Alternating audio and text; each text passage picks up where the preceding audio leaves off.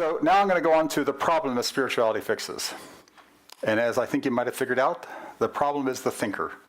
No, not that thinker, it's the thinker agent, otherwise known as the ego.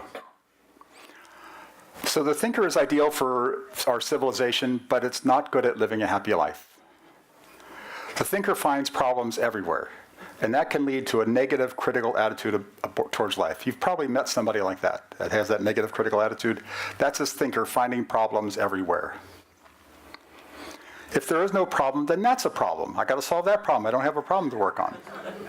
So I'll go looking in the past for some problem to solve, or I'll invent a new problem right here on the spot. Problems can be in the past, and that's usually called a resentment, where I'm trying to fix what that guy did to me. That's a resentment that I'm holding about that guy.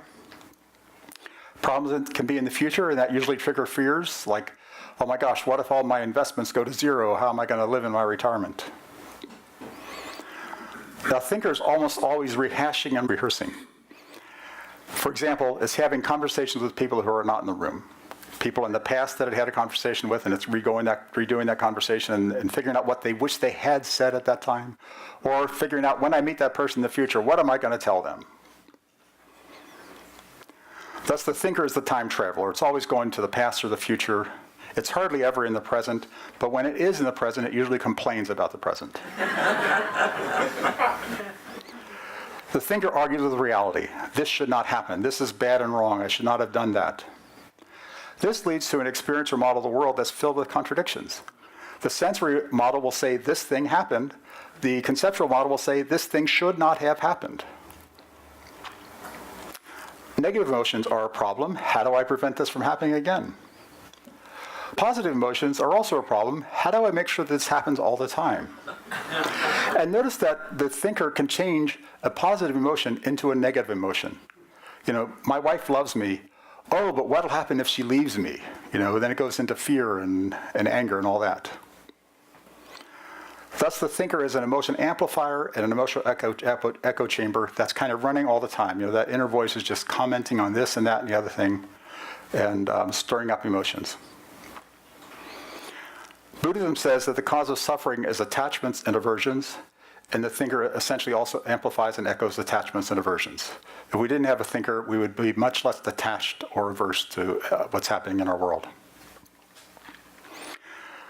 Now, the cause of the problem is that the typical non-spiritual modern human completely identifies as the thinker self model.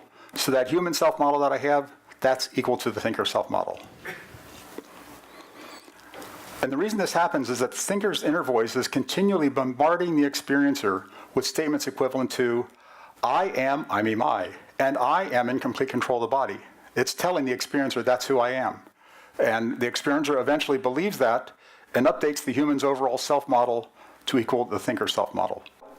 This makes it harder for the doer's pro-social goals to be expressed, since the doer's goals are now subordinated to the thinker's goals. So the thinker's goal of always being right wins when somebody says I'm wrong. By the way, you can tell that I've got a thing about that, right? So it wins, and it cuts out the pro-social goals of the experiencer, of the doer, which would be to say, oh, that's interesting, you know. Instead, I go on the attack. And it also makes the thinker's inner voice very important, since that's me talking. So I got to pay attention to me, because that's me. I got to be right. I must be believed and obeyed.